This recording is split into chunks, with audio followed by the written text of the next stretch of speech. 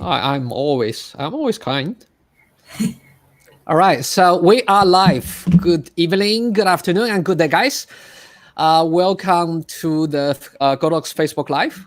Today, we are very happy to introduce Jodie Andrews to share us with us some of her tips on newborn as well as the family photography. Yay! I'm excited. We don't know each other well, except that she took the photos for my family almost every year, and she took the photos for my firstborn son as well as the second daughter, Adora, which I love and cherish. So adorable. It's the highlights. It's the highlight in the house. So I always love her work, and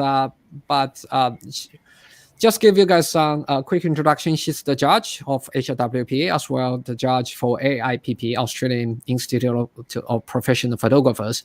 She is, I think, the one and only 3 times newborn photographers national champion in the row, all the way from 2018, 19, and 20, 17. Right? 17, yeah, 17, 18, and 19. I'm sorry. Yeah, but if there's 20, you should be your side anyway.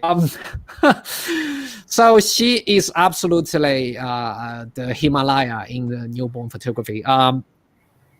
Really, because she's not so comfortable talking about herself, so I will just share with you guys roughly who she is. Without further delay, I will just let her to start share her work and start from there. All right, cool. All right, so I thought I'd just open with a little bit of information about me. I've been photographing for about 11 years now. I've got 2 studio locations, one on the central coast of New South Wales and the other one is in Killara in Sydney. I primarily shoot newborns and families. I do the occasional wedding, but I'll only take on about 4 weddings a year. I work all week, so I don't particularly like working on weekends, especially when I've got kids. Hi, Krishna. And so I basically, what was I saying? I prefer to work during the week and then have the weekends for my family. Originally, a friend got me into photography and she sort of mentored me, and then I attended lots of workshops wherever I could. Like in person, I found was better than online. And that's how I sort of my career progressed from there. Yep. So we have our first question pops up. Maybe let's just parabolic 90 and octabox 90. Just the contrast is different for me. Which one are you using? So for newborns, I'm using the Octa. Parabolic probably more so for families or maternity, something a bit more that needs a bit more oomph to it. But for newborns, I prefer that really soft sort of delicate light. Yeah. So long answer short. Basically, parabolic is more contrasty, and octabox is more on the softbox side, which is more deliver softer lights, right? Yes, that's correct. Yeah, cool. So now, guys, I'm just to start us out, I'm not very technical, so please forgive me. I haven't had formal training as such, but I have got a lot of experience on the field, but technically they might be directed better towards Aries, but I'll help you out. You'll be fine. All right, so we'll start with we're just going to go through some award images. So these are a variety of images that I've created since I started entering competitions. Just to show you a little bit of what you can do with a newborn. A lot of people think you can't do a lot with newborns artistically, but these are some of the images that I've come up with. There's some family images in here as well, and some maternity shots, so we can talk about lighting as well. So this is just a very simple newborn image. There's no props, it's delicate, but it's well lit, and the hands are placed really nicely underneath the cheek. It's just a simple image that is going to be timeless for that family with no other distractions in it. Simple lighting. The light is set off to the side. We'll go through lighting a little bit later on, but sort of off to the at the front of the beanbag, and then feathering across the newborn. Okay. So this is a natural light image. I was actually we were staying in a house, and we later on found out that it was haunted. But this little girl just ran over I was talking to the mother, and the little girl ran over towards the window, and she, I had my camera still on my hip as I was talking to the mum, and I just said, hang on a second. I quickly picked up my camera, changed the settings, and grabbed that shot. And very quickly she sort of moved on. But I just saw that look as she was looking out, and the breath on the window and the reflection in the glass, that I just had to capture it. So I did enter that in a competition. I didn't have a lot of time to adjust my exposure and whatnot, or really think, but I was really happy with how it turned out. But that's a natural light image, but all the other images are all studio lighting, so mostly strobe. Any questions so far? Yep, there is a question. Can you read the question from Krishna? How do you... My earphone's playing up, Aries. Hang on a second. Yep, no worries. How do you wrap a baby very fast, and is it best material for the skin that doesn't hurt the baby? I find stretchy wraps are quite good. Often like a jersey wrap. I'm just thinking about which material. I usually put that on the bottom layer. Something that will stretch like different ways is pretty good. And then, do you have that somewhere down there? If you can show, him. Yeah. Go for it. Don't worry. Take your time. I can sing a song meanwhile.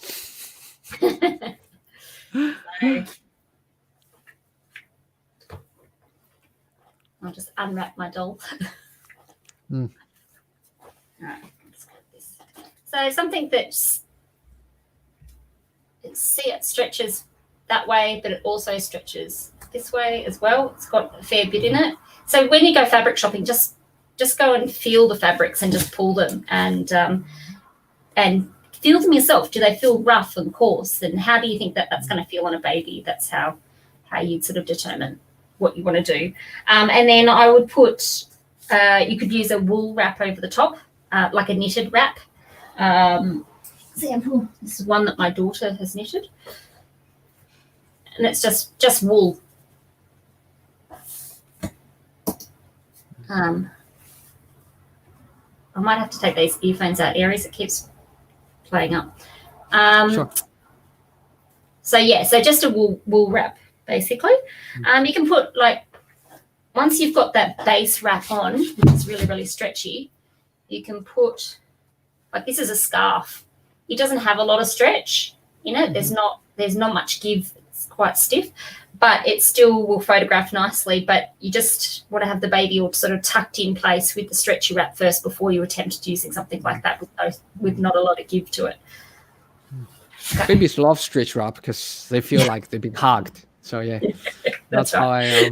How I find out. Just make sure if you're wrapping that you're not wrapping up around the neck area that's going to like be too tight on the baby and strangle the baby, and you don't want to wrap too tight that the baby can't, like, its chest can't expand and collapse sort of thing. So you want it to be able to breathe really well.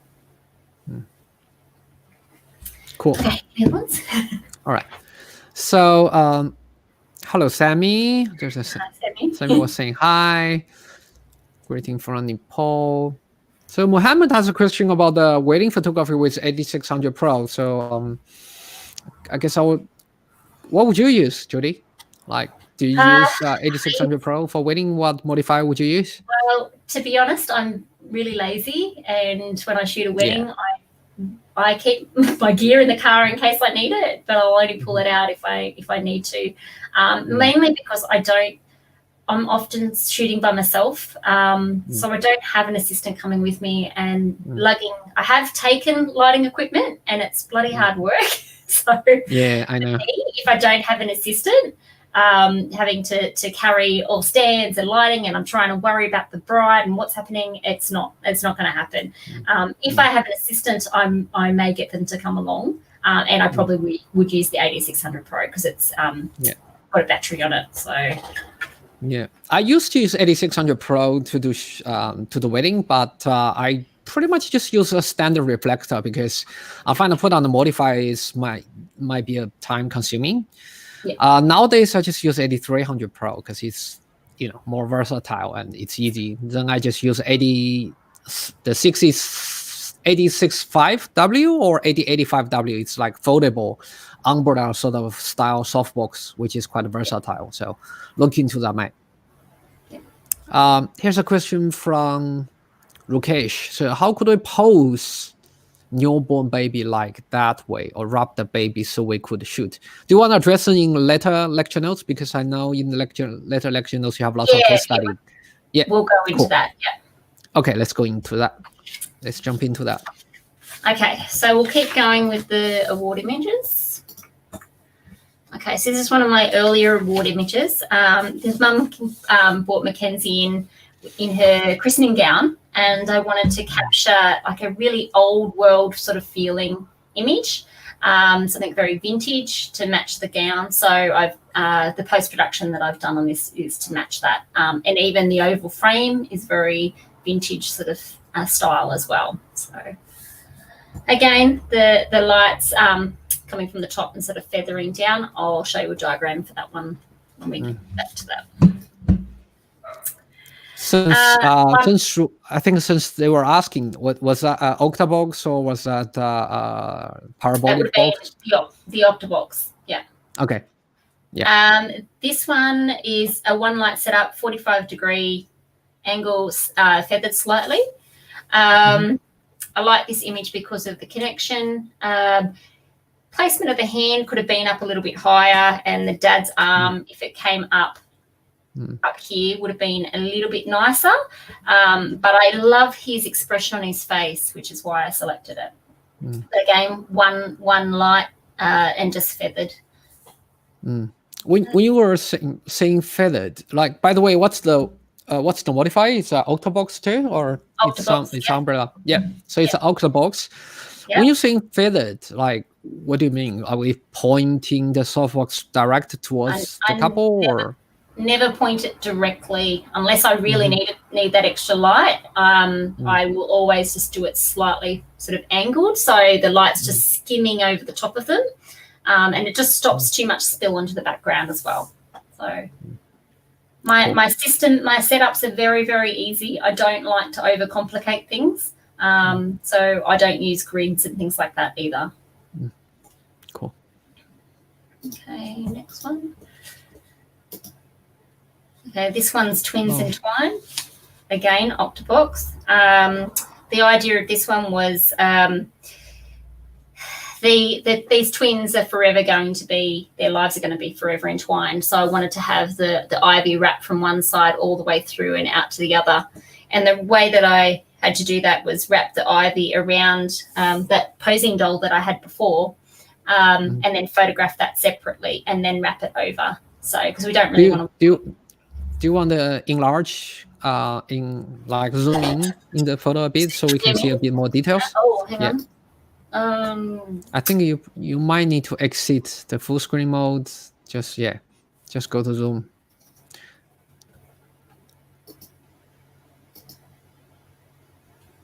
My computer's gonna be. No, I think it's on the bottom side, right? There is a zoom. Oh, sorry. Yeah. Here we go. Oh. Yeah, so it's coming across and then wrapping around over the babies. So yeah, I just used that doll and I photographed it separately, and then overlaid it in Photoshop.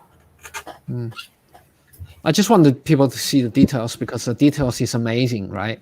If you could further enlarge a bit for the people who's I'm on 400%, so it can't go any further.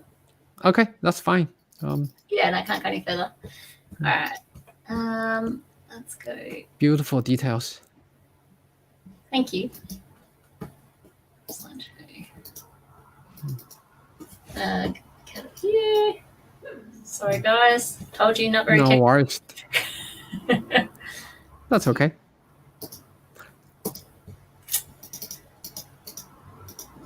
All right, there we go. So this is just a simple maternity shot. Before we jump into that, can I stop you to ask a quickly address a question from Krishna? He's asking another question regarding the diffuser, the diffusion that we discussed earlier. Yep. So if you're concerned about it, you can use a continuous light, which I'll go through the benefits later on that one.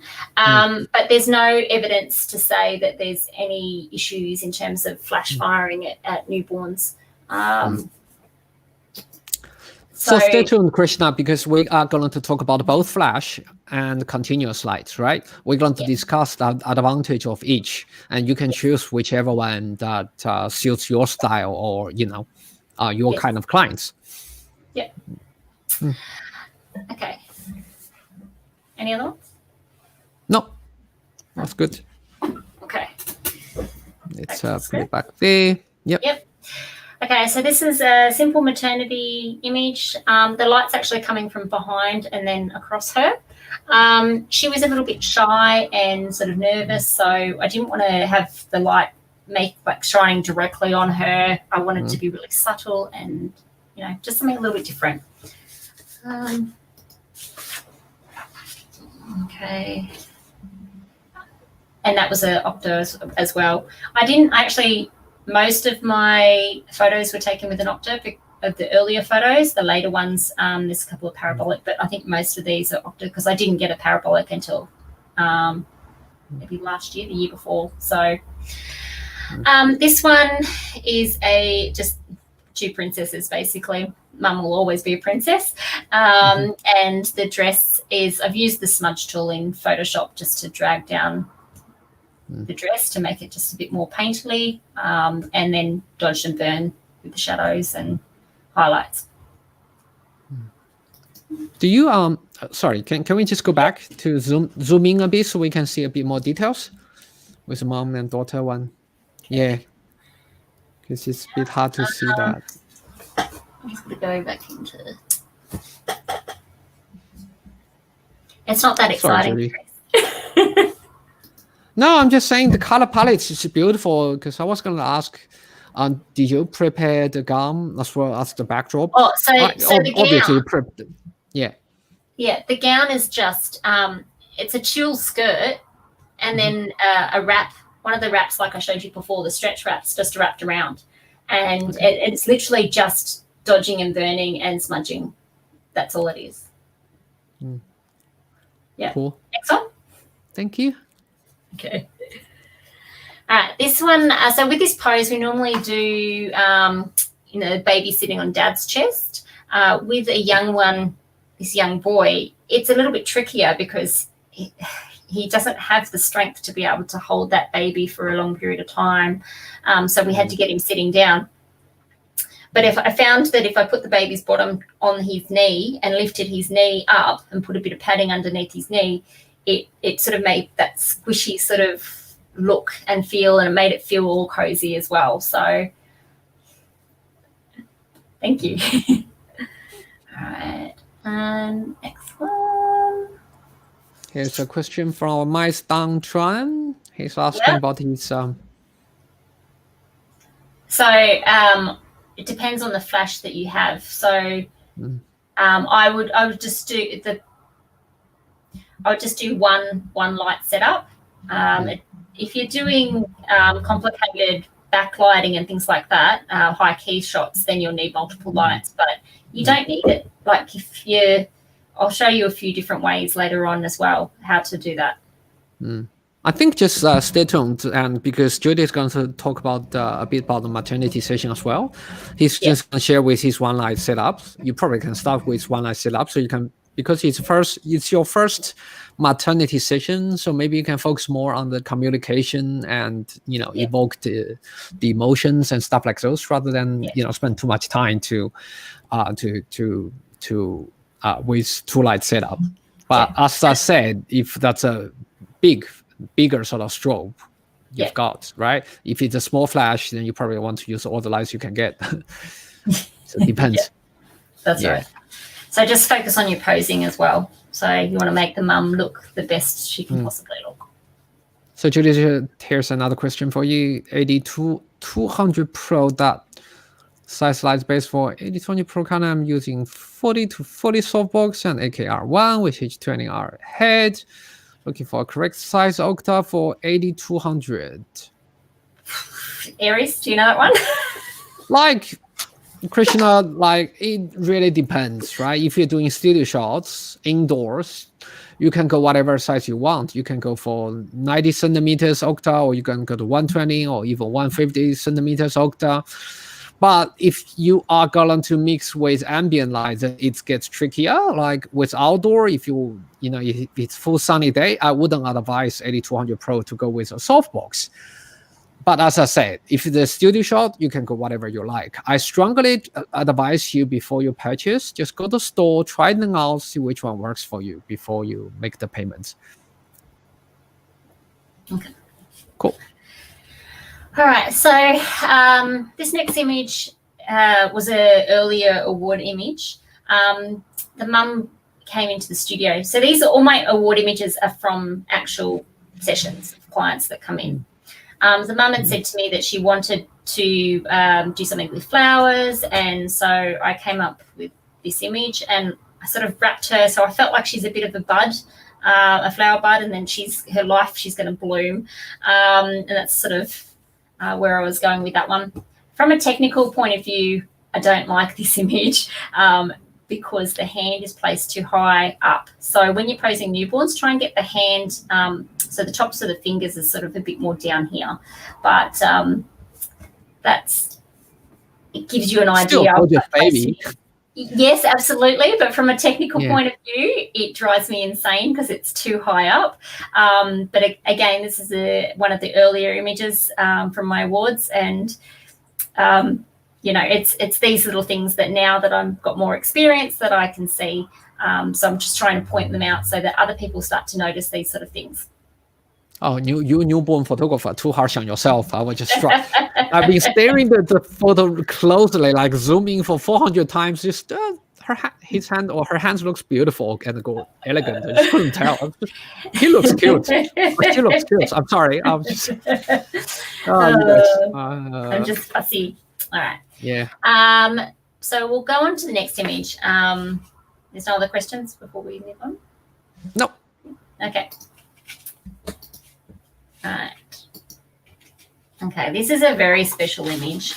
When the clients turned up to my studio, I actually didn't know. I knew it was going to be a rainbow session. That's when a baby had passed away, and then another baby comes along. And I knew it was going to be a pretty special session, but I didn't realize how special it was going to be. And it gets me a little bit emotional as I talk about it because it was so beautiful. So I didn't realize that the parents were actually going to bring along baby Travis in the urn at the time. And when we were taking the photos, we gave the urn to his sister Alyssa to hold. And every time in every photo. Sorry, Jodie, you're going to hit me for this. Can you zoom in so people can see the details? I am going to hit you for this. But can you just stay out of the full screen mode? It's unnecessary. Yeah. We don't mind you have a thumbnail over there. Oh, okay. Right, let's go back. So every shot that she was holding him or he was with her, she smiled. Every single shot. It was so strange. And so with that, I got the parents to write a note from Travis to his sister. No matter how far apart we are, I will always be watching over you, and you will always be my little sister, from Travis. And the little message from Alyssa is, I will always smile when I think of you, as no matter how big or tall I get, you will always be my big brother, and I love you. Oh.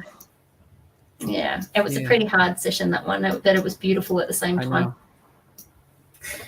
Okay, let's go here. So before we continue, let's Yep. just address a couple of questions from our audience. Okay. All right. Now, in terms of maternity and baby photos having a soft painterly feel, it's just personal preference. For my awards, I have a certain style that I edit, and I do make them feel a little bit painterly. But it's just purely preference on what you like and what you want to provide to your clients. So if you like that look and that feel, continue it all the way through your work. Just make sure you're doing a similar sort of style and feel, so that you get that consistency.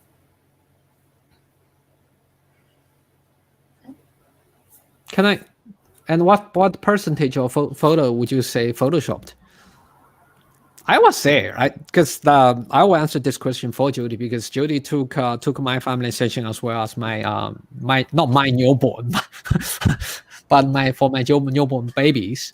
Yeah. When my kids were born, it's pretty much straight out of a camera. What you really need is to understand the lights, right? If you want a soft look, you need a soft light. If you want a harsher look, you need a harsher light. If you want to mimic the sun, you probably need a bare bulb or a standard reflector.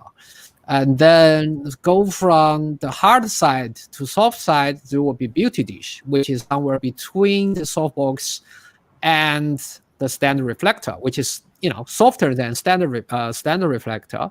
Then you will probably have parabolic softbox, which is then softer than beauty dish, but still harsher than softbox.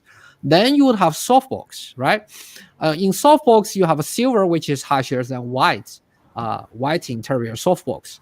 With softbox, it's still, you can find something even softer, which is the umbrella, right, Jodie? And I think you were using umbrella to take photos for my baby, right? Yeah. So in the Sydney so studio, I do have an umbrella. Yeah. So umbrella, if you go for the soft look, I will advise you to buy the umbrella. In Australia, you can get it from KO. It's 1.8 or 1.6 meters. Then with soft light straight out of the camera, then it's pretty much there. So I don't think there's not much Photoshop. Your life is precious. No. Spend time, go kayaking, go paddling, go have fun with your kids or your wife. Don't spend too much time on Photoshop, mate. I generally spend on my client images, I spend anywhere between 3 and 5 minutes on an image. Most of them 3, because I try and get it right. And that extra time is generally skin retouching, to be honest. I get just about everything right in camera. So it's almost like you are cooking, right? If you have a good steak, you can, I don't know, you can go for tataki beef, like just eat raw beef, or you can go steak medium or rare. It's almost like whatever you want to do with it. But if you have a bad steak, no matter how you cook it, it's still a bad steak. So that's what I figure. Yeah. All right. So here's your answer, Mike. I hope that helps. And here's another question from Gareth Williams. I don't have an AD400 Pro. I have the 600. Can you use? Do you know that one, Aries? I haven't used 84. Yeah, I do have 8400 Pro, but I barely use the modeling light. For last year, I honestly couldn't remember. The last time I was using 8300 Pro modeling lamp. I was using that for 45 minutes. There was no issue. So Gareth, I will, if it is a concern, I will advise you to take it back to your local dealer, whichever you purchase from, and have them to have a look. I don't have that issue, so personally, I wouldn't be able to give you any further advice. With the AD600 Pro, I would have that on a battery setting, and I could have that on for about 3 hours on the modeling light, and there was no issues. So that helps. Yeah. All right. Let's go back to our talk. Let me just jump into. Great. Again, this is just a one light setup. I was attracted to this image because of, believe it or not, her foot. It just had that delicate sort of like she's dancing almost with the pram. And now I just wanted to mention about baby safety. So this is actually a composite image, or the parent, I can't actually remember, the parent was there holding the pram, and then we photoshopped her out. But if you put a little child with a pram and a baby in it, she's going to push it. So you don't want to have an accident in the studio. So just keeping an eye on baby safety at all times when you're doing anything with kids as well. That's how I find when you were doing those newborn photography for my kids, because I realized it's not only about the lighting, it's almost like a baby whisperer, right? To be able to, lots of safety concern, to be able to tell what the baby is thinking, to be able to tell she's or he's going to, whatever you say, how she or he is going to react in the next seconds, and capture the most, sentimental moments. Yeah. And not every baby's the same. Sometimes it takes a little bit to sort of read them and understand what's going on with them. Sometimes they've got tummy issues, and you have to sort of work it out and what's going to be better for them. They might prefer a different position or pose. They don't want to be on their stomach, or they don't want to be laying on their back. So it's just playing with those sort of things and reading the situation. A lot of years of experience there. So what's your trick to be able to get, to tell what the baby is going to, how to get the best out of the baby? I find that, I don't know if it's a trick, but I find if I remain calm, they remain calm. Like I just don't let myself get too fussed, no matter how bad the session gets. If it's really, really stressful and we've got a really upset baby, I still keep my composure and not stress about it too much. Like, baby's going to cry. That's okay. And if the baby's crying a little bit, I'll generally settle it. But if it's crying a lot, I'm going to hand it back to mum and let mum deal with it, because chances are the mum's stressing out about her baby crying as well. So I try and settle it where I can. But if it's a full-on cry, I'll hand it back to mum. Cool. Yeah. Thank you. Okay. You have to zoom in this, because this is one of my favorite. We're getting the Zoom thing worked out.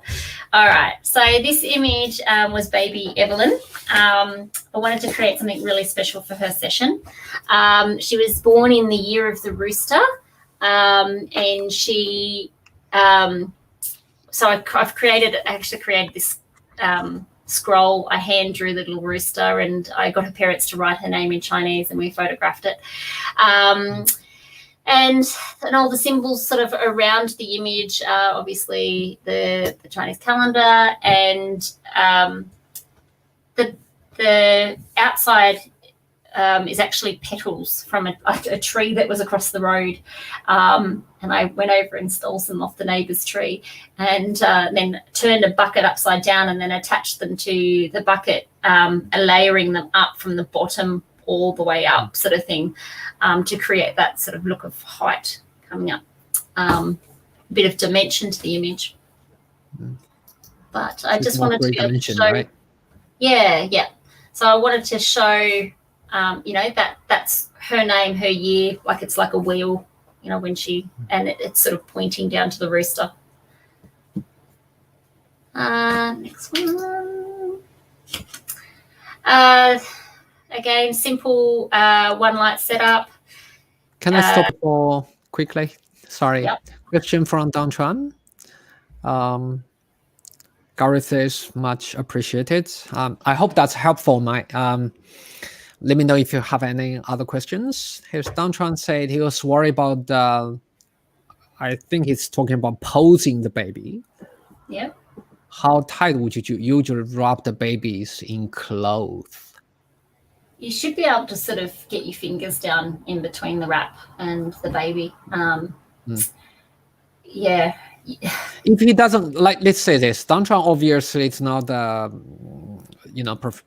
well, he hasn't he hasn't taken a thousand newborn session before. Let's say it's a non-newborn photographer just try to take a photo session for his own Yep. kids or friends' kids. What's the safest newborn posing you can go with? Like safest, there's absolutely no safety issue you could go wrong with it. Okay. Probably get a blanket, place it on the floor, and then place the baby on the blanket on the floor on their back. That would probably be the safest position. And then On the tummy or on the back? On their back. On the back, okay. On their back, yeah. I wouldn't necessarily put them on their tummy because you're if we're talking about the safest pose, because then we're going to have to. That would be the next step where you have to make sure the baby's head's turned to the side, and then you've got to try and get the right angle. So if it's a very, very basic beginner that had never done anything before, blanket on the floor so it's not going to roll anywhere, because babies do roll, and we just placing the baby on the back and have some nice lighting. It's just something very simple. You could go more lifestyle type. Once you start to get a bit more familiar with newborns, then you start adding the poses in. And start with one pose at a time. Of course. Do you have some, when you were referring to the baby on its back as a safest pose, do you have one of those similar poses in your lecture notes to show down? I've got a wrapped one later on, but Okay, Dom, stay tuned, and Jodie is going to show you her, the pose she's referring to. So hopefully that will be helpful. Yeah. All right, cool. Thank you, Jodie. Okay, so this is basically one light setup. I wanted to create something that purposely did not show the mum's face, because I feel like motherhood can be a little bit the faceless role. Like it doesn't matter to what the child, what the mother looks like. They will always love their mum unconditionally, we hope. And so that was the idea of creating that one, something a little bit different, dark and moody, and probably something that I wouldn't normally do, but it's all about trying new and different things. And the next one. Okay. Okay, so this one was the game of life. Now I will zoom in. So this one was the baby was actually posed like this. He was holding the dice like that, and he was photographed on a life-size backdrop like that. This is the redo version. I haven't got the original version on here, but the original version was life-size like that. And then with judging it, there was some technical things, so we had to redo it. So had to do it as a composite. But originally, he was photographed holding the dice and everything like that. And the idea was it was the game of life type situation. It's a roll of the dice, and you never know where you're going to end, but all roads lead home. Yeah. Okay. Get the job, get a career. That's right. We never know where we're going to go. All right, this one was just two twins laying on their back, cuddling each other. There's a beanbag underneath them to sort of make them curl in towards each other. So this would probably be similar, I suppose, to what the other we were talking about before. It's just that they're on a beanbag. It kind of reminds me the twins of the Rom. Yeah. The wolf babies, and his hands right behind the other baby's back. It's like a wings of angels, cubits. Yeah. And she's actually blowing kisses to him. So that's what it looks like to me anyway. Yeah. And so the next shot is actually the same twins. Yeah. It's their, if I may, feet. Interrupt for one sec. Here's a question from Mirek. are you working yourself or you have assistants? I do a little bit of both. So previously I used to have assistants and we were working crazy studio hours, and my mum ended up getting thyroid cancer, and I decided that I needed to slow down a bit in my business, take my reins back a little bit, and cut my hours down and just do things that like just a bit more manageable sort of. So I rechanged all my systems and processes so that I didn't need to have an assistant to handle the admin side. And in the studio itself, I generally work by myself. But if I've got twins, I have one person per baby. I don't do that by myself. There's no way. So it's just you need someone to be there with those babies. I don't have an issue with asking parents to come over and help me. Dads often enjoy the process of being able to come along and help out. So yeah, it's probably dad was not allowed to have the hands on the babies when we were at home. So yeah, so they often get a bit of a kick out of it too. So especially when I ask them to do shots that involve composites, they think it's pretty cool to help out like that. And yeah, but I do have an assistant at the moment because I've injured myself. So she's coming in and giving me a hand where I need to. So, all right. Yeah, so this is the twin shot from before. This is just a close-up of their feet. Again, dark and moody, but I enjoyed this one because it's a one light setup as well. The girl's foot is almost cuddling over the boy's foot, and it's just like toe hugging. It's kind of cute. So I haven't actually entered that anywhere. I did do it up to enter, but I didn't enter it. Right. This one is okay. So parents came into a session. They brought along some army gear. I had no idea that they were bringing it along, and I said, "Oh, let's just do this." So I pulled out these props and just styled it and put it together and took a photo of his medals, and I entered it in the New South Wales AIPP Awards. And unfortunately, I didn't look at the rules for taking photos of medals. And apparently you're not allowed to take photos of Army medals without approval from the Army. So I got myself in a little bit of hot water for that one. But it was all good once I got approval from them. I was able to, I modified the medal and rephotographed and what I needed to do and entered it into the awards. I actually can't remember what I got. I originally got gold at state, and then when the whole the medal thing happened, it sort of I can't remember what it got at national.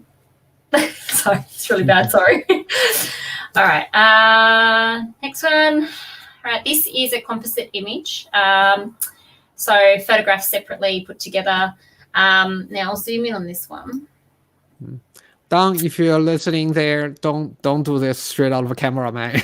No, it's a composite image. For baby safety, do not pose it on anything hanging. She was on a flat surface.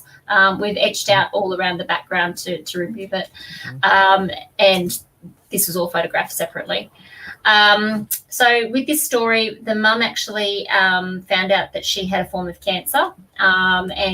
So we wanted to be able to create something for her. And so I did a dream catcher, what her dreams are for her child. And she wrote down she wanted her to be independent, have lots of laughter, be fearless, love and be loved, and friendship. And so that's the message from the mum to the little girl. So, okay. Now, something off the topic, just totally. I find, when we were close for a while, you subconsciously just learn from each other. I realized because when I was being with you, I just witnessed all your work. Most of them were, analog color palettes. Then I started to enjoy doing analog color palettes myself. If you notice my recent work, with I was doing 80-1200 outdoor sort of calisthenic, the girl with gym. So it's a green outfit matching with a greenery foliage background. I just realized, I quite enjoy the color palettes myself. I must saw this one somewhere. Oh, Jodie does lots of pink. I do totally off the topic.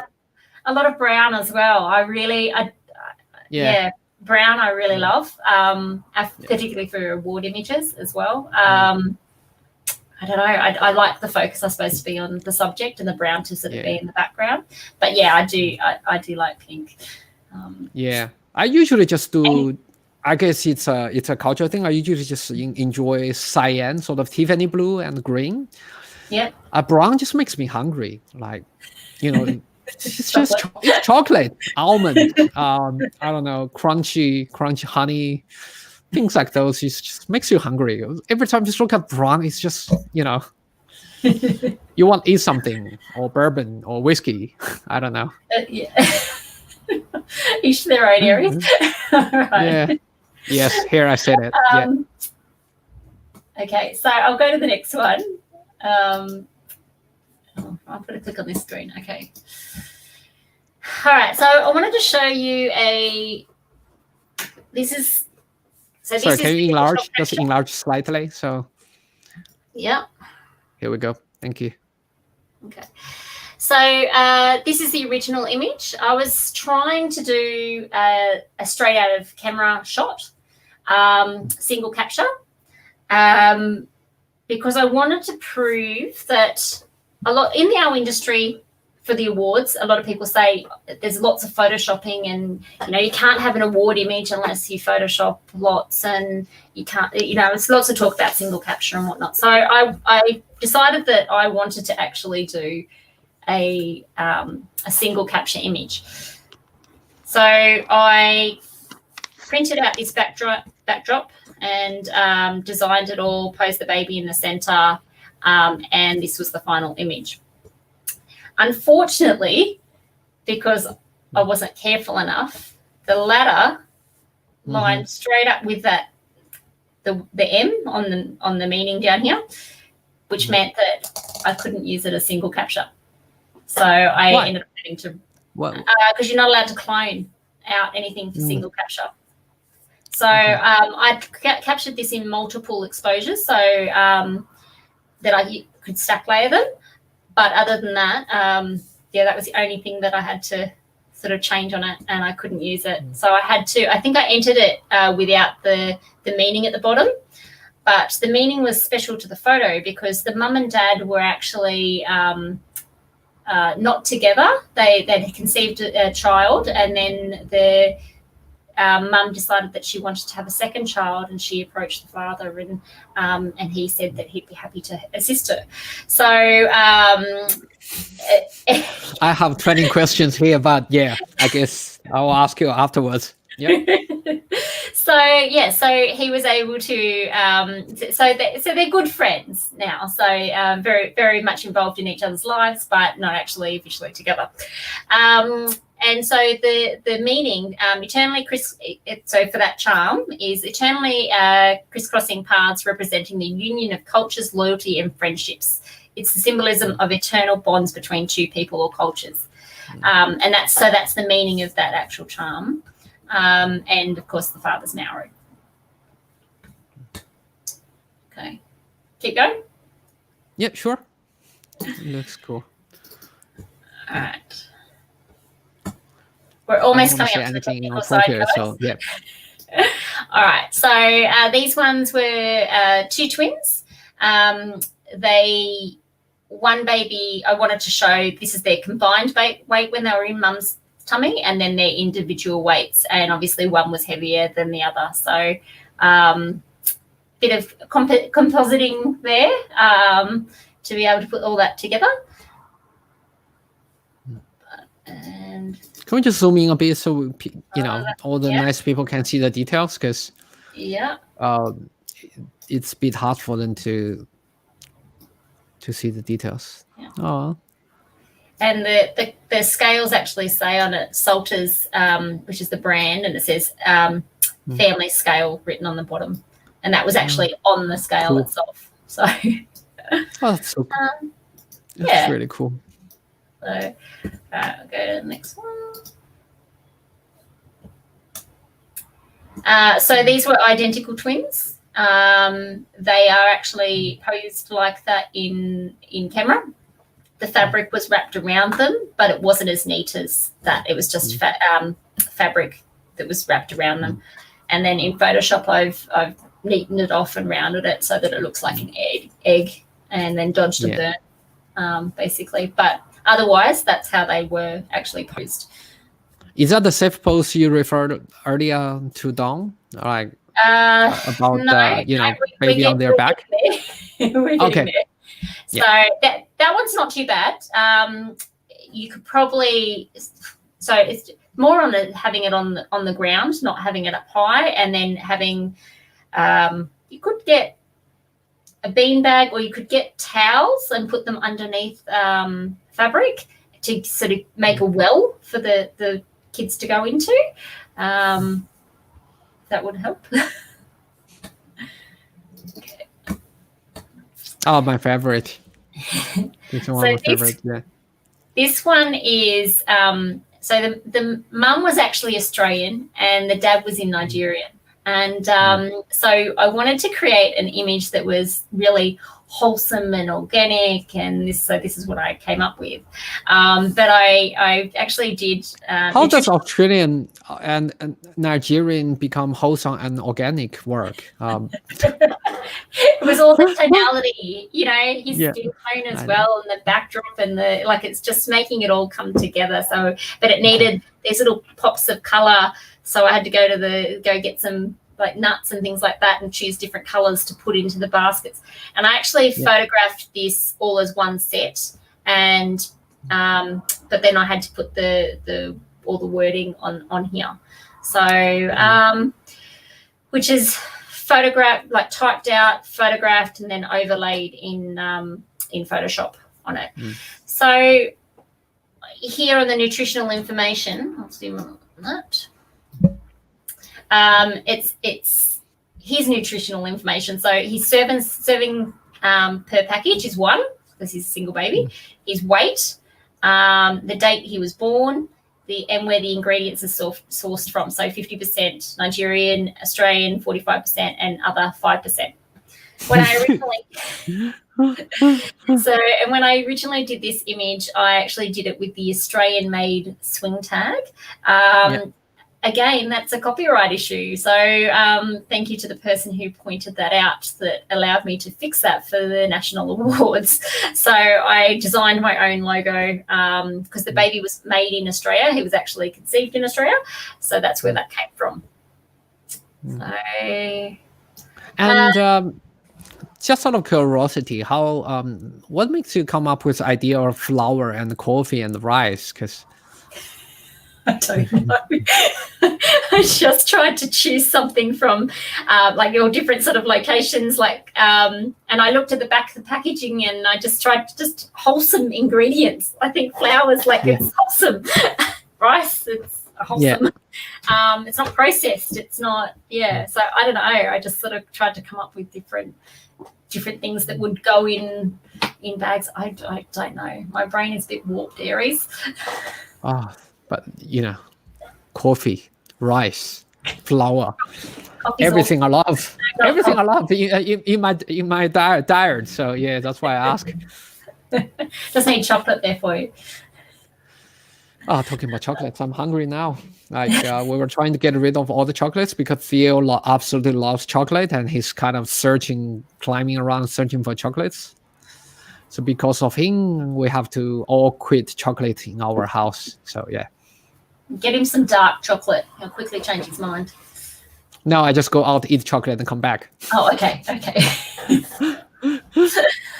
All right, we'll do the next one. Now, the next image is my favorite image of all time. So it was actually a family tree. And so we captured the little baby in the studio, and then I actually helped the family they already had their family tree written. I knew I wanted to do a family tree, but I didn't know how I was going to do it or how it was going to unfold. And when I was talking to them during the session, they'd said to me that they had their family trees mostly done. So we actually worked together and finished their family tree as far back as we could go. And I photographed these trees, and I wanted to show that the boys' side of the family was larger than the girls' side of the family, hence the blue and the size of the trees. I'm going to zoom in further because I know Aries is going to ask.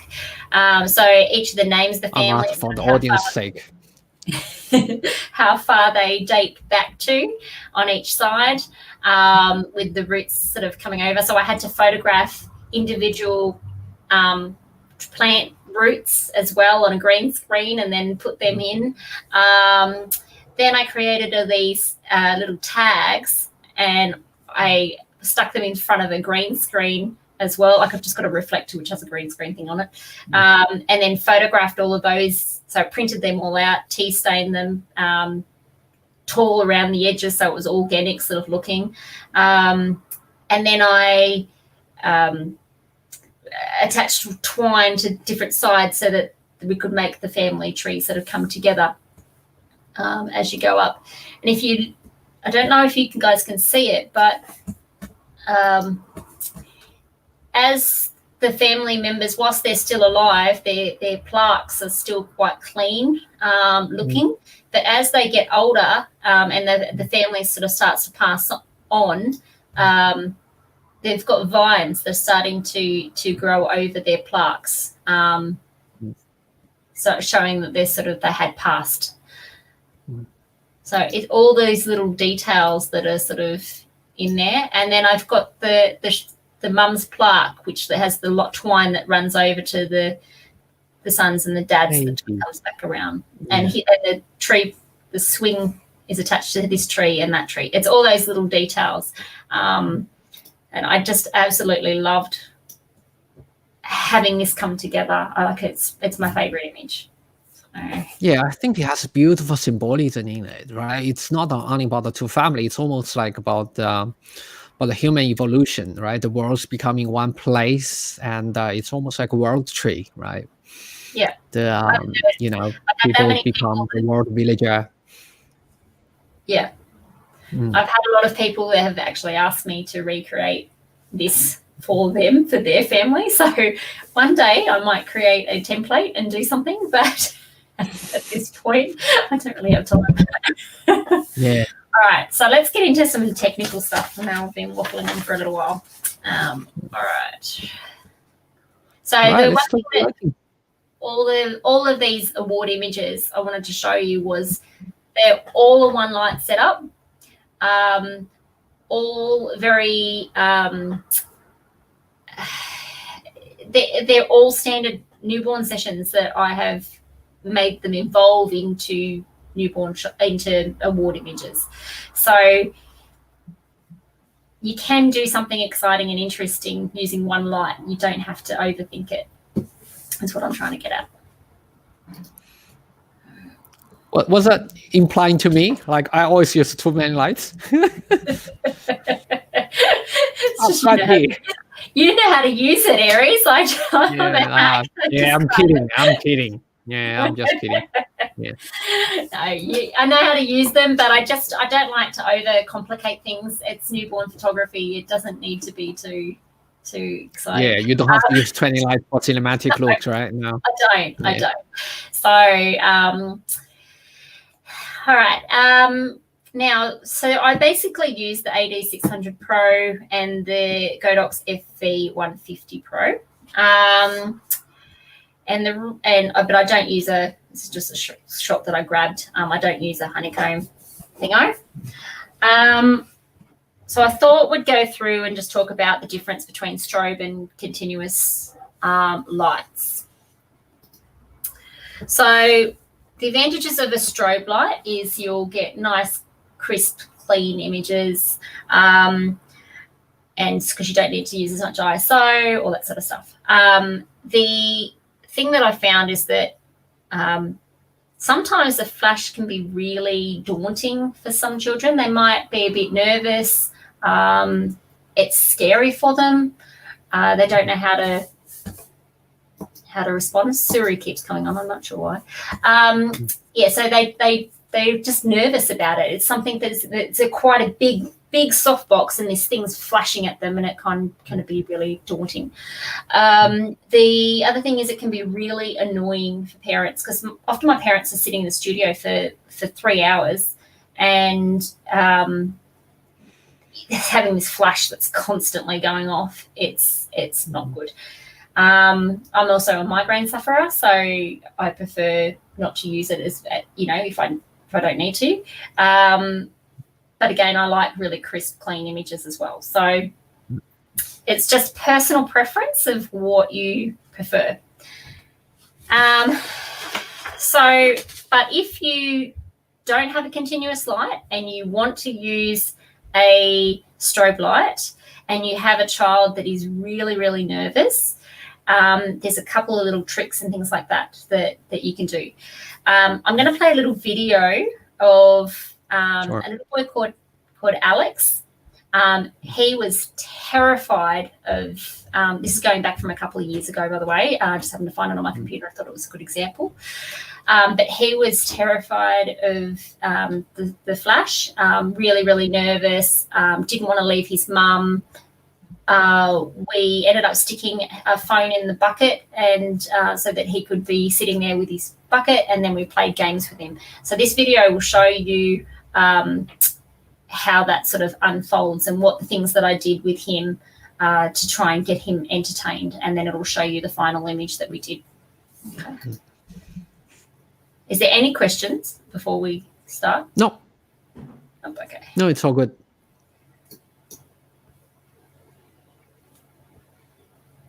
Is it playing on? Yeah. Is there any audio? I can't hear any audio. Oh, no. There is. It's playing on my side. Yeah. It's fine because what happened is what happened is the audio is not shared via Chrome unless you share audio. Oh, okay.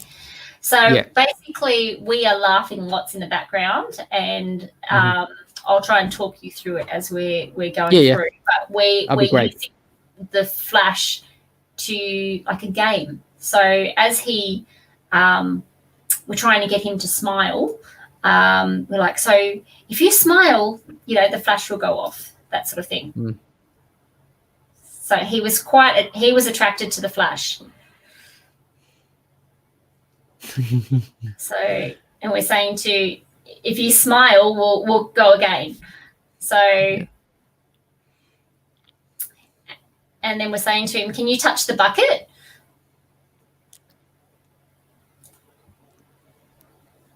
And then we ask him to put his hand on the side of the bucket, and I'm asking his mum to show him how to do that. Okay. And you can see that the phone's just in the top of the bucket, so that eventually he looks at me, and then he'll look at the phone. So then we can then have a photo of him looking at me, and then looking at the baby that's going to be composited into the bucket. Ah. What are you printing there? Baby shark? Oh, this is going back a couple of years ago, so I'm not sure. So we're just getting him to interact with that. And then I'm just going to fast forward through.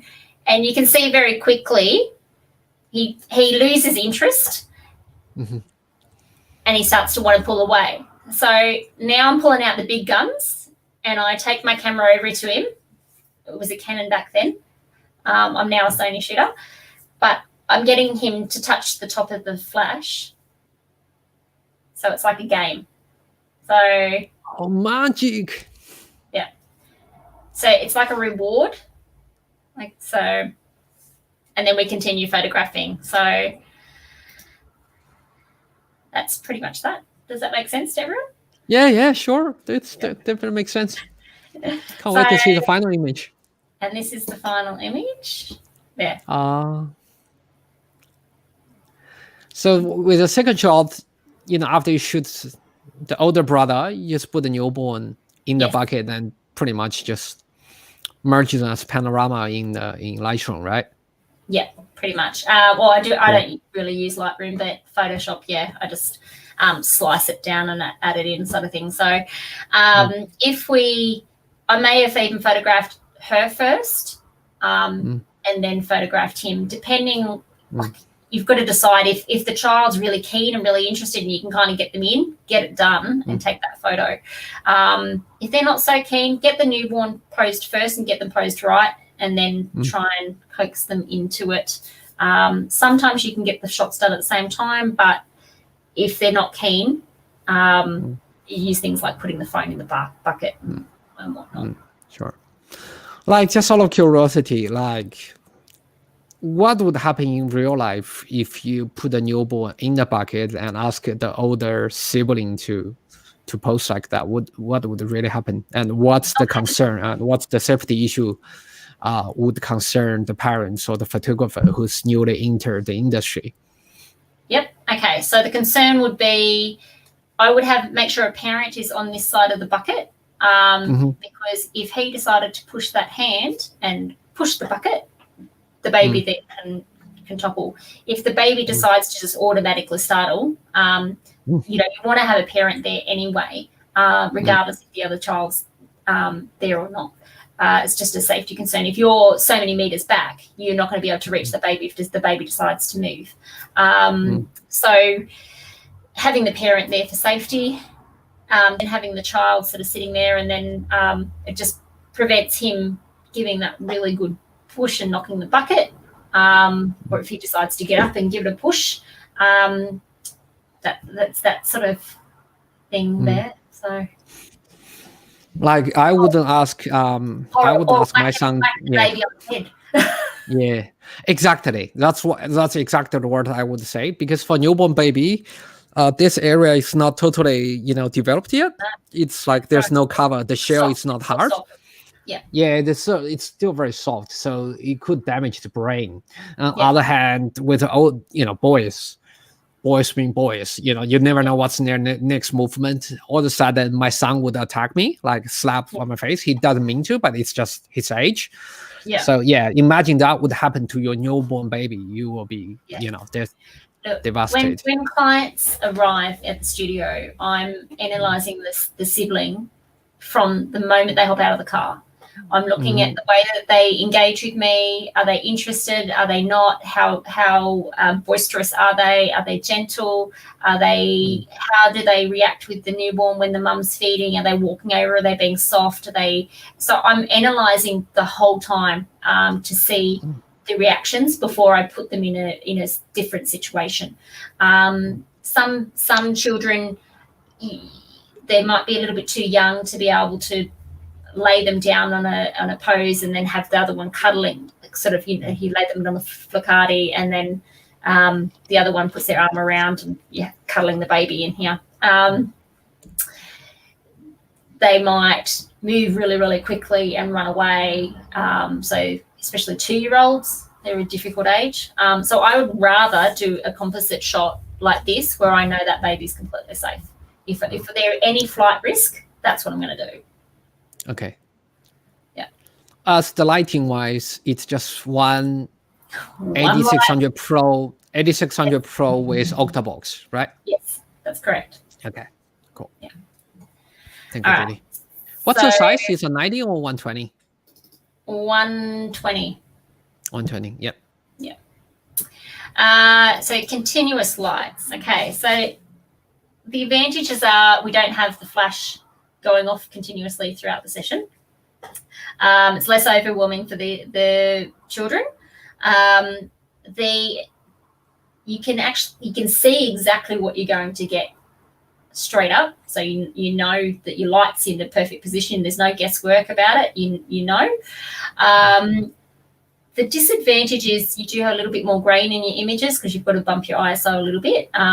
Even still, I might shoot 2.2 200 ISO. Like, it's not bad, but it is there. And I've also found that parents can because it's continuous light, pull out their iPhones and take photos behind you. Whereas with the strobe, it's a little bit harder for them to get a decent shot.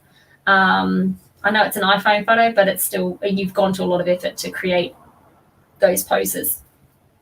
So you don't want really parents coming over the top and taking photos and then taking your income. Exactly. So that's the only thing. So, but I've got signage around my studio, and I've got contracts and things like that they sign, so to prevent that sort of stuff happening. So here's a question regarding the pillow under the blankets. Advice and placement. Okay. I use a pretty big bean bag. You can actually see it shoved in that. Well, got to go that way. Shoved in the background. So there's less risk of them going anywhere. Just trying to think how you're wording your message. You could put on the edge of the beanbag to stop it from rolling out that way. But you're with the newborn the entire time. So making sure that they're back far enough so that they're not right on the edge. And the placement of the pillows, like behind their heads and things like that, depends on the pose. So it's a really tricky question to answer, Gareth. Sorry. As we go through photos, I'll try and point out where the placement of the pillow is. Does that help? Cool. Yeah, that'd be great. Here's another question regarding light meter. Yep. So I kind of know my settings though, because I do the same sort of stuff all the time. But yes, I do have a light meter. So if I want to change or do something different, I will use a light meter to adjust. Yeah. Cool. Thank you, Jodie. Yeah. Okay, light placement. So in this image, we've got newborn. You can see here that it's a feathered softbox, so that the softbox isn't pointing directly. It's not twisted and pointing directly at the subject. It's actually to the side and then coming down. So that light is sort of like coming across the baby this way. Okay. Now there's pillows like under the baby, just sort of under that baby's head there. And the baby is actually quite deep. So its bottom is buried down into that bed. It's, if you have the baby, like if you've got a blanket and the baby's on the top of the bed, it's quite flat, but it makes the whole baby look big and even their lower half. Whereas if they're tilted slightly so that their bottom's down into the bed, it makes their head become more of a prominent feature rather than their bottom. So it's just, it creates a bit more of an appealing sort of image. Oh. Yep. Perfect. Okay, so this is just a screen grab from one of my videos that I was doing. And you can see here, so the baby's there. I actually had an assistant over here. You just can't see her in the shot, but she is there. But the softbox is actually just sitting in line. The edge of the softbox is in line with that bucket, and it's just coming across the baby. Okay, so it's not pointing at the baby. It's just feathered across her. So down here's another tips for the question for the soft and almost soft and pastel look you are hoping for. Yeah. Use a feather light rather than point the softbox directly towards the baby. Yeah, it's just you trying to use the edges of the softbox rather than the center of the softbox. It just so it's baby skins and delicate, and you don't want to add too much contrast. If you like a contrasty sort of look, by all means do what you like, but in terms of the images that I create, that's how I do it for my style. I think I personally like the contrast look, but I prefer not to have my kids have a looks like one of the X-Men's Iron Man's in the movie poster. Yeah. That'll be funny, but yeah. And so this one, the head is tilted like slightly, like on an angle. It's not straight up and down as well. And I just find that tilt gives a little bit more of an appealing sort of look as well. And I'll show you the final result of that image is there. So once we took the dummy out. I thought you photoshopped the dummy out. No. Was that good Photoshop? No, kidding. I'm good at Photoshop, but not that good. Yeah. All right. So next one. So beanbag poses. This is pretty much how I have my light on all of my beanbag poses. I move the baby to different positions, but I generally keep the light in the same position. So Gareth, I think, was asking that question about the pillows. That's the pillow there. You can sort of see it sitting under there. It's like a crescent sort of shape pillow, so it curves and comes around, and that just gives a bit of lift in the baby's tilt in the baby's head, so she's not laying too flat, and it makes her look a little bit more compact. Okay, and I've got another little video that shows this actually being posed. Again, this is from the same session as before with Alex. This is the little baby. So it's old footage, but it still gives a good example. So I'm going to play. Yeah, so there's no audio. Do you want me to sing Baby Shark in the background? Go for it, Aries. Nah. So I'm just placing her in the taco pose. Placing her into position. She's got a little bit of padding up and around her head. So once she's sort of settled, then I just do little adjustments. And I'm just touching, I'm moving her by these harder spots in the front of her head and the back of her head, not the soft spots at the top. So I often move by using these two fingers on the side of the head, just sort of to move them where I need to. So I moved my light, but as you saw, I put my hand on the baby just to make sure that she was safe, and when I had to look away, my hand was still on her. And I'm getting a couple of safe shots right now. And then I'm going to move her hand because I'm not happy with the placement of where her hand is. I want to be able to try and see some fingers if I can, rather than having it tucked in and sort of hidden under her neck. So now place her hand in, and then I'm pushing her wrist so that it's in towards her body a little bit more, so her fingers sort of come outwards. Does that make sense?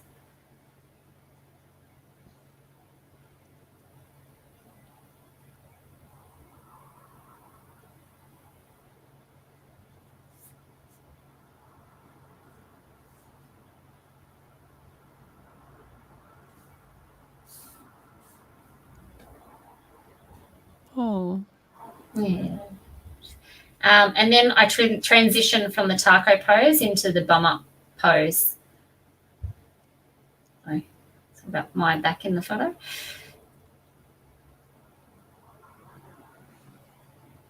So I'm just pulling those legs around, tucking them under, and then curling them back through so that the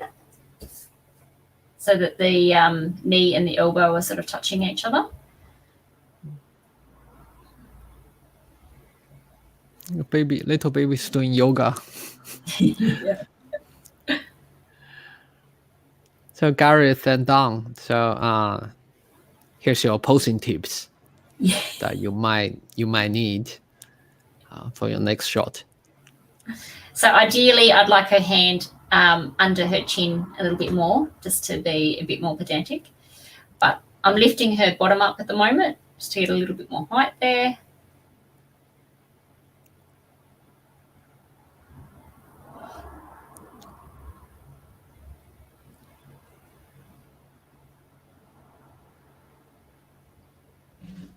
And then just moving the head.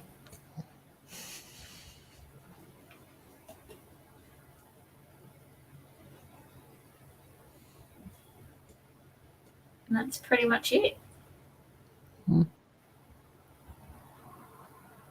Is there any questions?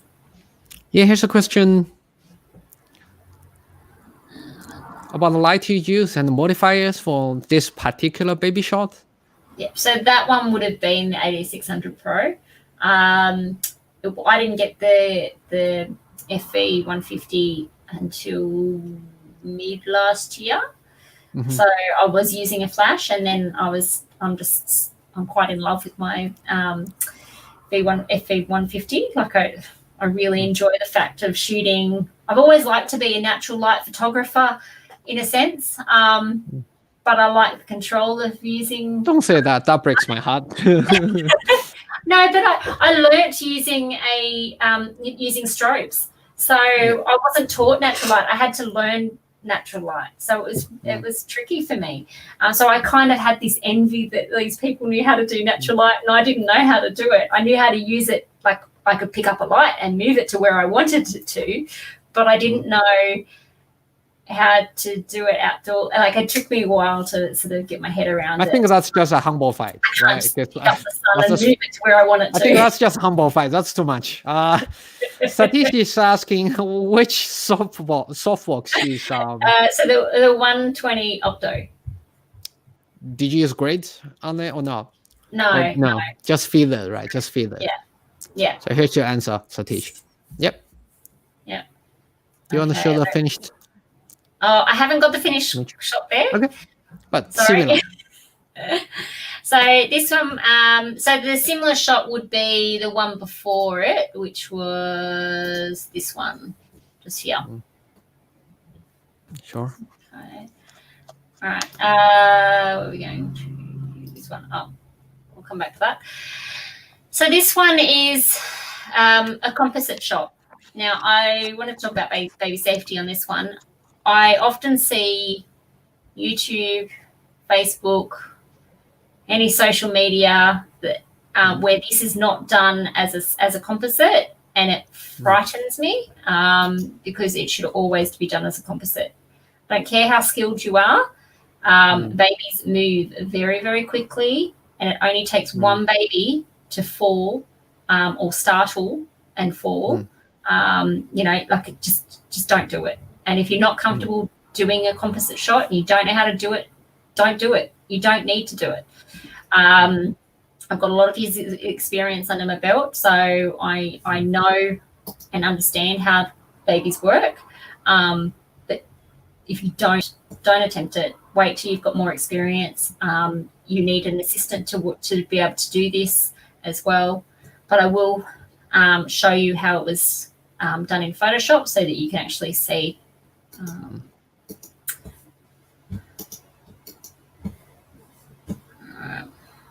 So we've got holding onto the baby down the bottom, and then the second shot will be holding the baby at the top, and then put together in Photoshop. So it's the second shot, and then we take photoshopping the hand away.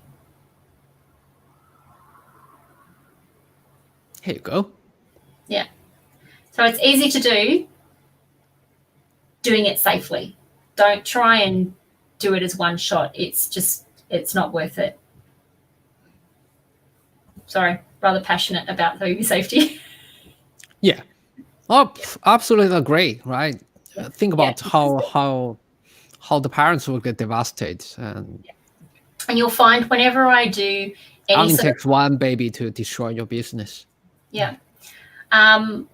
When I do composite shots like this, I always put a message when I put it on Facebook. I always put a message saying baby safety, this is a composite image, it's two images put together. Like I put an explanation so that if I have any other photographers that are watching my page, they know it's not done as one shot. Any new photographers aren't going to try and do it as one shot, potentially injuring. So it's creating that awareness that and I don't do this for all babies. They have to be particularly sleepy for me to be able to want to attempt to do something like this. So, yeah. So Kaushik is asking your Instagram name. If you can, could you please just change your name from Jodie to your Instagram handle. Oh, If you okay. can, that'd be great. Yeah. Can I do that? I've never used this before. Can you do it, Eric? Oh, okay. Explain it.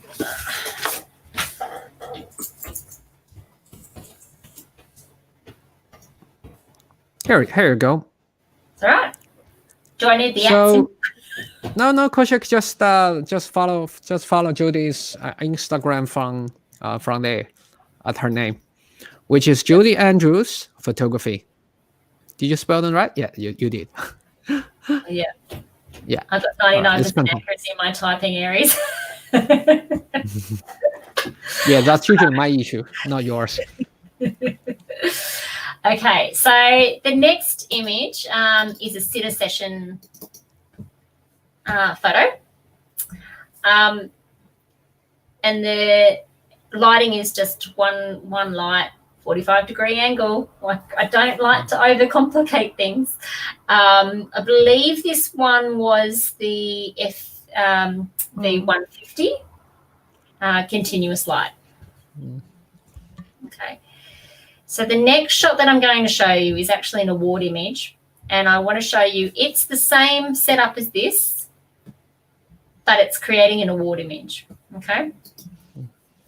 So here we have the same shot, a sitter shot. I've just got this timber thing, which is simulating a tree with some leaves coming out of it. And he happened to be really, really, really cute in his koala outfit. And then I went out the back and I made sure I photographed these trees. These are out the back of my house. So I photographed those and made sure that the light was coming from that same sort of angle. And then I put it together in Photoshop. So this is not the final image. This is part way through, but you can see that the background, I've sort of started bringing it in. So I use different layers, like I repeat images, and so like the background image, and I use different filters and stuff like that. It's not filters. It's like soft light and things like that, an overlay in Photoshop to create the different looks that I want to create in the background. So the final image is actually here, is this one. So I've really sort of taken that back. So I just didn't want the background to be too distracting, but I wanted it to be there so that focus then becomes in on the little boy. To be the brightest sports point in the image. Yes, right? That's right. Yeah. Yeah. And the tree log was from one of the trees in the background, and I brought it in and sat him on it. The koala baby / Tarzan. Yeah. Australian Tarzan, yeah. Okay. Is another example. So pull back from and shows you, this is what I mean by feathering the light. See how it's just sort of coming across. It's not actually pointed at the baby. It's kind of pointed past the baby, and it's just creating a little glow sort of over the top of it.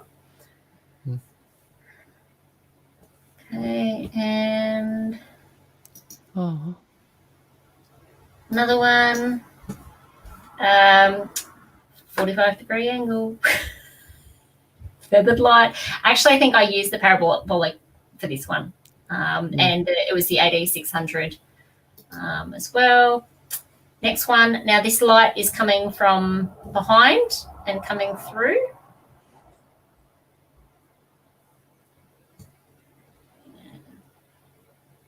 I missed that one.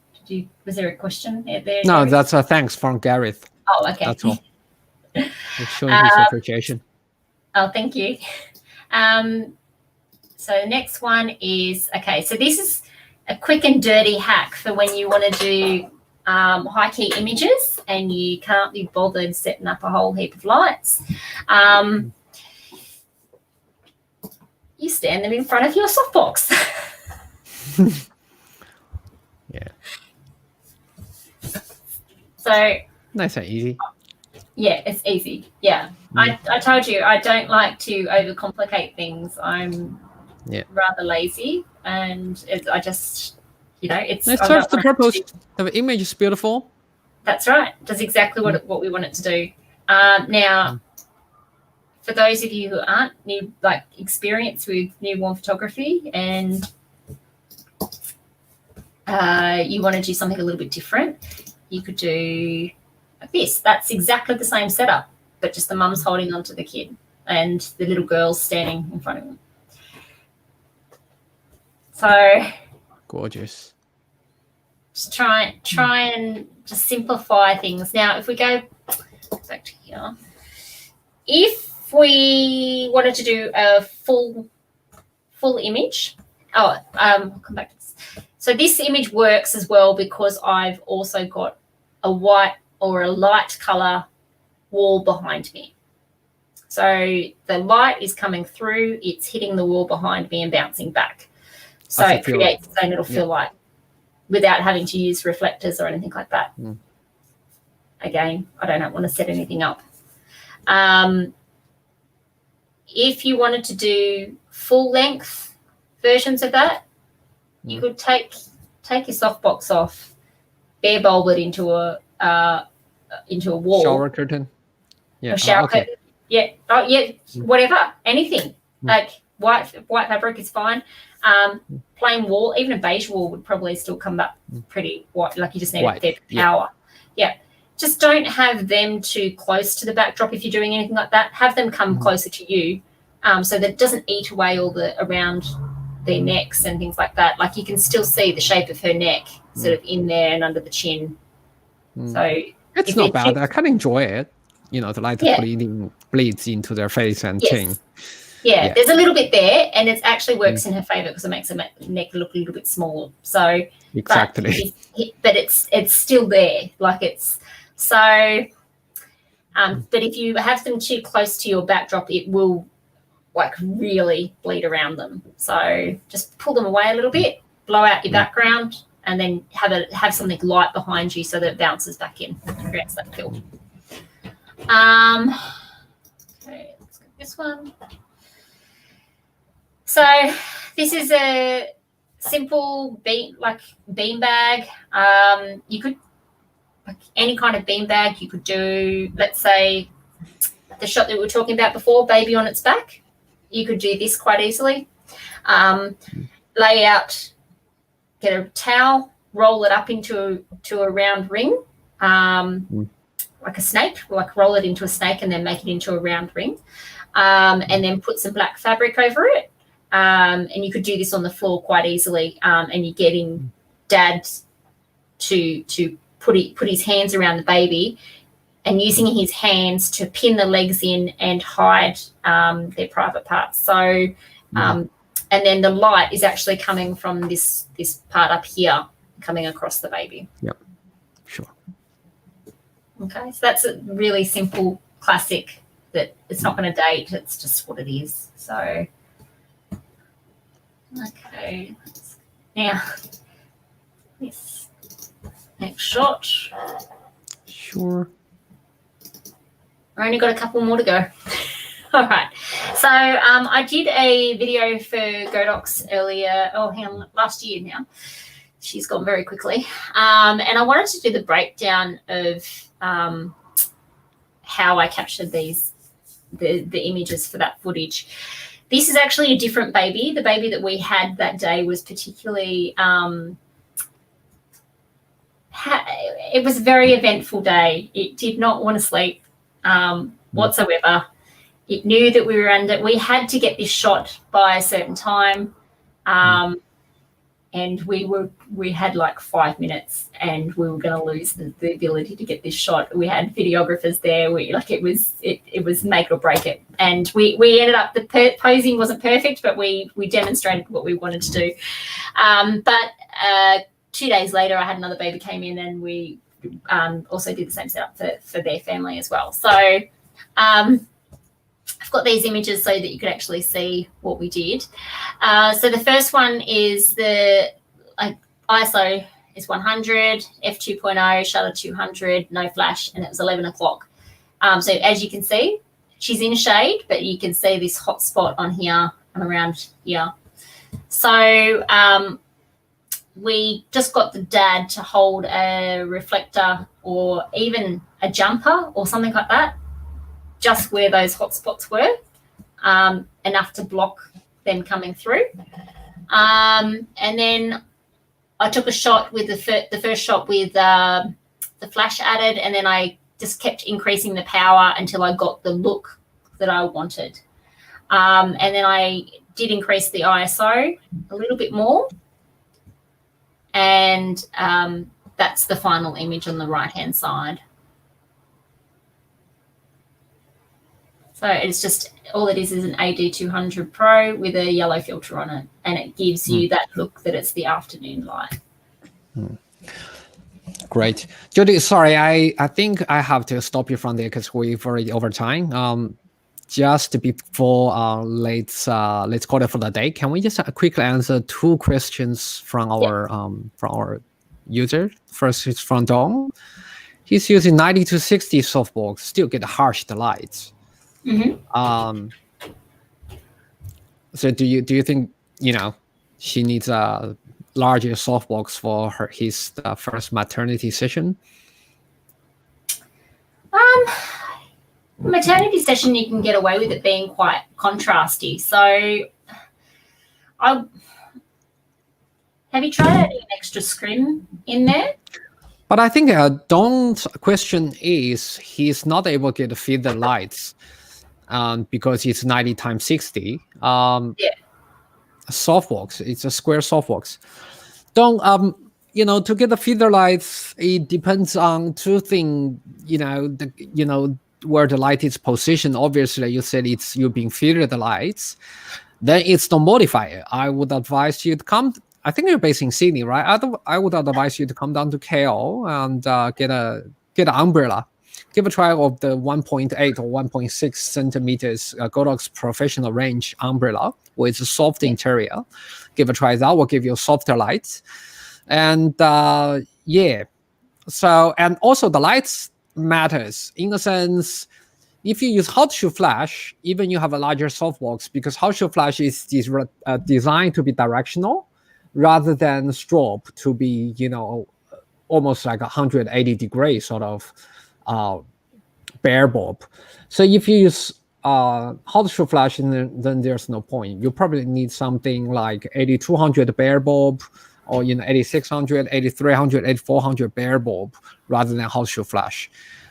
So 2 things you need to look into. What light are you using? Are you using the kind of strobe rather than hot shoe flash?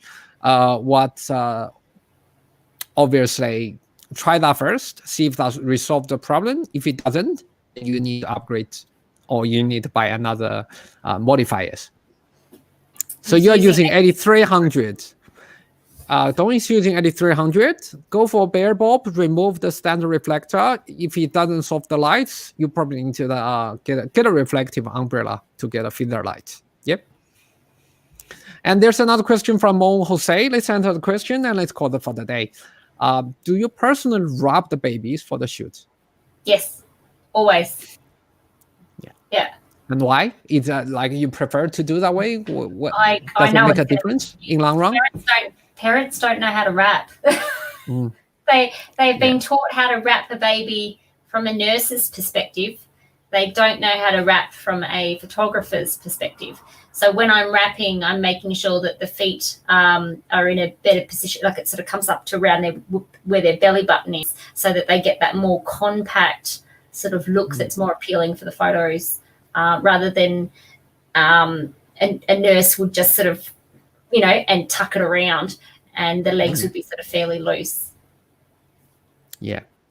All right. So that answers all the questions we have for the day. And thank you, Jodie. I quite enjoyed the session myself. I certainly learned a lot about the baby lighting, but I still going to come down to you for my newborn. If there's any newborn coming on the way, I'm still coming to you. I couldn't do that myself. In case accidents that do happen.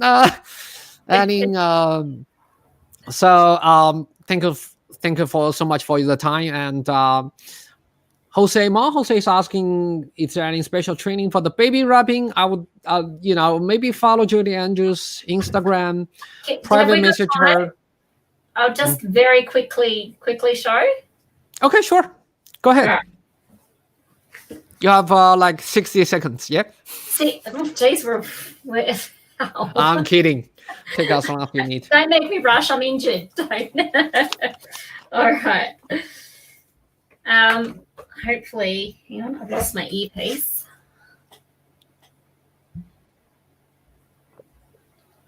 right, can you still hear me? Crystal clear. Crystal here. I'm just going to come back here a little bit. So, we place the baby on our legs. Can you see that? Or is my... No, your name is blocking the baby.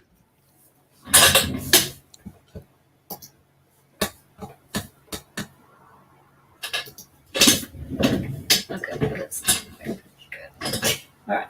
There we go. Yeah. So, that's better? Yeah. Okay. So, placing the baby. I'll just remove myself. You lose my voice. I just remove myself so you look larger in the screen. Yeah. Oh, you don't have to do that. Okay. All right. So we're just taking the baby, placing it on our lap. I've got the legs are tucked up to the belly button. We've got our stretch wrap, the shorter side. It's quite a long stretch. Quite a long stretch wrap. We're taking the first side and bringing it across, and then tucking it around the back of the baby. So it sort of looks like that at this point, and the hand is sort of up high.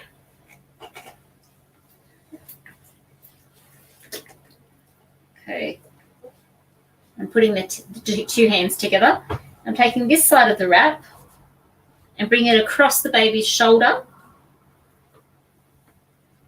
and then down around its bottom.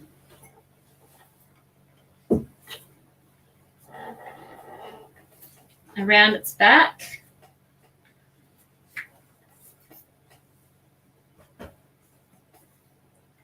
Up around its back. So it's like, sort of like that.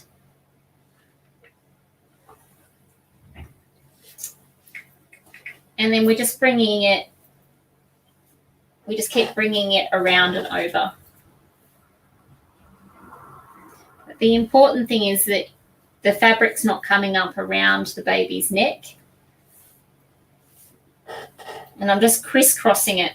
So it's gone around around the back and then up around this way. And then going across the front, around the back, and then I'm bringing it down. So it's just this crisscross over and under sort of thing.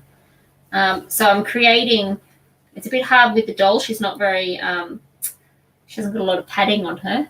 But you can see this pattern start developing, crisscross going down the front. You can also see that she's not blocked at the front with fabric, so she's not got a problem with choking.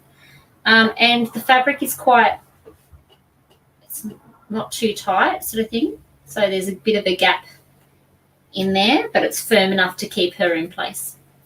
And that's pretty much it. Cool.